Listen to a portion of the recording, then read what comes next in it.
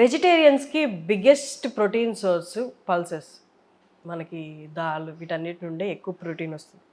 కానీ అది ఎక్కువ తింటే గ్యాస్ ప్రాబ్లమ్స్ కూడా వస్తున్నాయని కొంతమంది కంప్లైంట్ చేస్తూ ఉంటారు. గ్యాస్ ప్రాబ్లం రాకుండా ఈ పల్సెస్ని ఈ పప్పులు ఏవైతే ఉన్నాయో వీటన్నిటిని ఎలా వండుకొని తినాలి అన్నది ఇవాళ మనం మాట్లాడబోతున్నాము. మనకి ఇన్ డీటెయిల్ వివరించడానికి మనతో పాటు ఉన్నారు వినీలా గారు. నమస్తే అండి. నమస్తే. సో ప్రోటీన్ సోర్స్ ఉన్నది ఓన్లీ పప్పులే, కానీ వెజిటేరియన్స్కి. సో అవి తింటే మాత్రం గ్యాస్ అనేది సైడ్ ఎఫెక్ట్లా వచ్చేస్తుంది అనమాట. ఇప్పుడు ఇది అవాయిడ్ చేస్తూ బాడీకి కరెక్ట్ ప్రోటీన్ అందించాలంటే ఎలా? యూజువల్గా కందిపప్పు, పెసరపప్పు ఏదైనా మనం పప్పు వండుకుంటాం కదా, రెండు రకాల కందిపప్పులు ఉన్నాయి, పెసరపప్పు ఒక రకం ఉంది. సో అవి మినిమం ఒక 2 గంటలు నానబెట్టుకొని వండుకుంటే బెటర్. నానబెట్టి 2-3 సార్లు వాష్ చేసి కుక్ చేసుకునేటప్పుడు కొంచెం వాము, జీలకర్ర వేసేసి తాలింపులో కంపల్సరిగా ఇంగువ వాడాలి. వాము, జీలకర్ర ఓకే చేసేటప్పుడు 2 hours కంపల్సరిగా నానబెట్టుకున్నాకే కుక్ చేసుకోవాలి. ఏవి? కందిపప్పు, పెసరపప్పు. ఓకే. సరే, కందుల్లో కూడా పొట్టు తీయని కందులు ఉంటాయి, పెసరపప్పుల్లో కూడా బ్రోకెన్ పొట్టు తీయని పెసరపప్పు ఉంటుంది, బ్రోకెన్ మినప్పప్పు కూడా ఉంటుంది, పొట్టు మినప్పప్పు, పొట్టు పెసరపప్పు. అండ్ కందుల్లో కూడా మామూలుగా అలా ఫైబర్తో ఉండే కందులు కూడా దొరుకుతాయి, అది తీయకుండా. ఓకే, ముడి కందులు. అవి అయితే 1 hour కాకుండా 1-2 hours కాకుండా మినిమం 4 hours నానబెట్టాలి. ఎందుకంటే ఆ పొట్టు కూడా నానాలి కాబట్టి. ఆ కందులు ఏవైతే ఫ్రెష్గా బ్రోకెన్వి కాదో, అలా క్లోజ్డ్గా ఉన్నాయో వాటినైనా, బ్రోకెన్ పెసరపప్పు అయినా పొట్టుతో ఉండేవి, బ్రోకెన్ మినప్పప్పు పొట్టుతో ఉండేది, పొట్టు మినప్పప్పు, పొట్టు పెసరపప్పు అంటాం. సో ఇవైతే ఒక 4 hours నానబెట్టుకోవాలి. సో యాజ్ యూజువల్ దాంతోపాటు కంపల్సరిగా జీలకర్ర, వాము లేదా జీలకర్ర, సోంపు ఉడికేటప్పుడు. అండ్ సోంపు వేసుకోవచ్చా? టేస్ట్ మారిపోతుంది అంటే అంత వేసుకోం కదా, కొంచెమే కదా, కొంచెం పౌడర్ వేసుకుంటే అంత బట్ మనకు డైజెషన్ ఇంపార్టెంట్ కదా, గ్యాస్ రాకుండా. సో ఇంకో కంపల్సరిగా వాడాలి.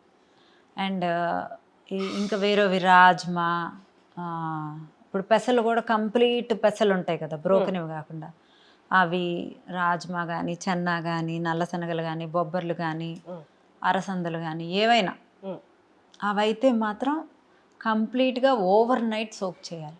ఓకే. ఓవర్ నైట్ సోక్ చేసి వాటిని మొలకలు తెప్పించి బాయిల్ చేసుకొని తాలింపులో జీలకర్ర, కొంచెం ఇంగువ వేసుకొని ఉడకపెట్టుకొని తింటే కూడా గ్యాస్ రాదు.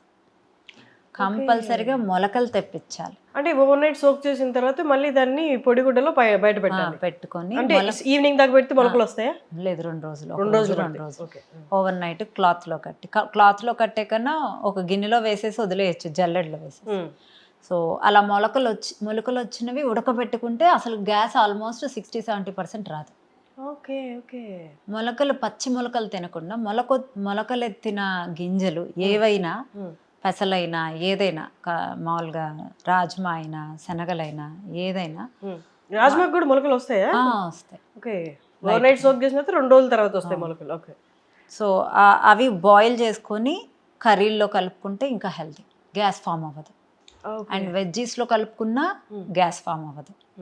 ఇప్పుడు మన రాజ్మా ఒత్తదే తింటే ప్రాబ్లం, అదే బీన్స్ కర్రీలో చేయండి, వేసుకొని తినండి, అంత గ్యాస్ ఫామ్ అవ్వదు. బెండకాయ ఫ్రైలో వేసుకొని చూడండి, గ్యాస్ ఫామ్ అవ్వదు. దొండకాయ ఫ్రైలో వేసి చూడండి, చెన్నా మొలకెత్తినవి బాయిల్డ్వి, అంత గ్యాస్ రాదు. So you have fibre attached to that. So gastric ఇష్యూని కొంచెం వరకు మ్యాక్సిమము మినిమైజ్ చేయొచ్చు ఇలా చేయటం వల్ల. పర్ఫెక్ట్.